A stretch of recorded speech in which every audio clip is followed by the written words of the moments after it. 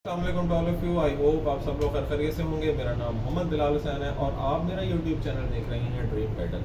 आज ना मैं एक नए टॉपिक के साथ आप लोगों की खिदमत में हाजिर हुआ हूँ और वो टॉपिक ये है कि स्टूडेंट्स को कैसे पता लगेगा कि किन पॉइंट्स की बेस पर उनकी सिलेक्शन होती है और किन पॉइंट्स की बेस पर उनकी रिजेक्शन होती है। क्योंकि देखिए, जो भी कोई स्टूडेंट अप्लाई करता है और अगर उसकी रिजेक्शन होती है किसी भी स्कॉलरशिप पे, तो उसके माइंड में ये लाजमी तौर पर आता होगा कि यार मुझे क्यों रिजेक्शन हुई, मुझे ये पता तो होना चाहिए मेरी किस बेस पर रिजेक्शन हुई। तो ये सवाल मेरे माइंड में भी आता था जब मैं बाहर अप्लाई करता था। तो इस चीज़ को मद्देनजर रखते हुए आज ये इंपॉर्टेंट पॉइंट्स मैं आप लोगों के सामने लेकर आया हूँ।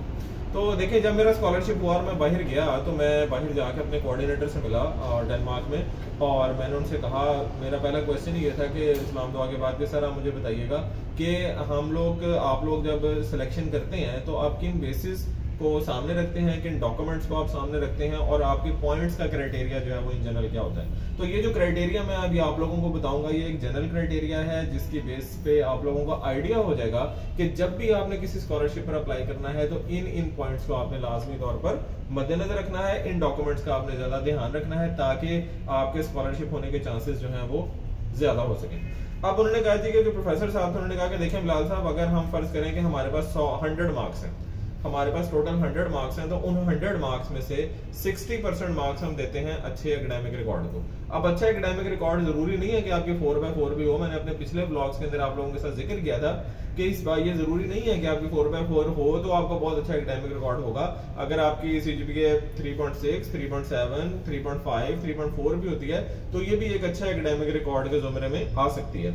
तो उन्होंने कहा थी कि 60% मार्क्स जो हैं वो हम अच्छे एकेडमिक रिकॉर्ड के हम रखते हैं। हाँ, एक चीज है कि जितनी ज्यादा CGPA हो उतना बेटर है, लेकिन यह है कि 3.5 तक अगर किसी की CGPA या 3.4 तक है वो भी आपकी ठीक है, वो चल जाएगी। तो 60% मार्क्स उन्होंने कहा जी कि हम 60 मार्क्स रखते हैं हम अच्छे एकेडमिक रिकॉर्ड के। उसके बाद 10 नंबर जो है वो हम रखते हैं स्टेटमेंट ऑफ मोटिवेशन के। तो स्टेटमेंट ऑफ मोटिवेशन जो है उसके लिए इंशाल्लाह ताला मैं एक अलग ब्लॉग आप लोगों को बना के बताऊंगा, एक्सप्लेन करूंगा कि स्टेटमेंट ऑफ मोटिवेशन जो है वो क्या होता है, या जिसको इसके और भी मुख्तलिफ किस्म के नाम हैं जिनमें स्टेटमेंट ऑफ पर्पस भी इसको बोलते हैं, इसको मोटिवेशनल लेटर भी बोलते हैं, इसको लेटर ऑफ मोटिवेशन भी बोलते हैं एंड सो ऑन। तो 10 मार्क्स उन्होंने कहा जी के होते हैं आपके स्टेटमेंट ऑफ मोटिवेशन के, यानी 60 मार्क्स हो गए आपके एकेडमिक रिकॉर्ड के, 10 मार्क्स जनाब हो गए आपके स्टेटमेंट ऑफ मोटिवेशन के। उसके बाद जनाब बाकी जो 10 मार्क्स हैं वो जनाब आगे आपके इंग्लिश प्रोफिशिएंसी टेस्ट जो है उसके, जिसको हम बोलते हैं आइट्स, यानी कि जो आपका आइट्स का टेस्ट है 10 मार्क्स जो है हम उसके कंसिडर करते हैं।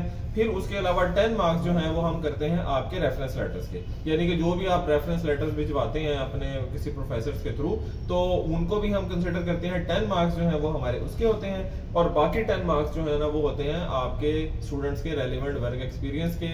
उसमें उनकी पब्लिकेशंस भी हो सकती हैं, उनमें जॉब्स भी हो सकती हैं, उनमें इंटर्नशिप्स भी हो सकती हैं, या कुछ भी हो सकता है। तो ये टोटल मिला के कितने बन जाते हैं, ये टोटल 100 मार्क्स बन जाते हैं। यानी अगर मैं इसको समराइज करूं, बिल्कुल छोटा सा ये व्लॉग है, अगर मैं इसको समराइज करूं तो टोटल आपकी ये 4-5 पॉइंट्स अगर आपके पास अच्छे मौजूद हैं तो आपके स्कॉलरशिप होने के चांसेस बहुत अच्छे हो सकते हैं। जिनमें 60 मार्क्स अगर 100 में से देखा जाए तो 60 मार्क्स होते हैं आपके अच्छे एकेडमिक रिकॉर्ड के, 10 मार्क्स जो होते हैं वो हो जाते हैं आपके स्टेटमेंट ऑफ मोटिवेशन के, 10 मार्क्स जो होते हैं वो आपके आइल्स के होते हैं, ठीक है जी, जिसको हम इंग्लिश प्रोफिशिएंसी टेस्ट बोलते हैं। फिर आ जाता है जनाब आपका 10 मार्क्स जो होते हैं वो आपके रेफरेंस लेटर्स के होते हैं और 10 मार्क्स जो हैं वो आपके रेलिवेंट वर्क एक्सपीरियंस के होते हैं, या आपकी पब्लिकेशंस के या इंटर्नशिप्स के एंड सो ऑन। तो अगर आप इन पॉइंट्स को मद्देनजर रखेंगे और इन डॉक्यूमेंट्स को अच्छे से बनाएंगे, इन चीजों को फॉलो करेंगे, जो मैं छोटी छोटी चीजें आप लोगों को बताता हूं, तो आप यकीन मानेंगे इंशाल्लाह ताला आपकी स्कॉलरशिप होने के चांसेस जो है वो यहाँ से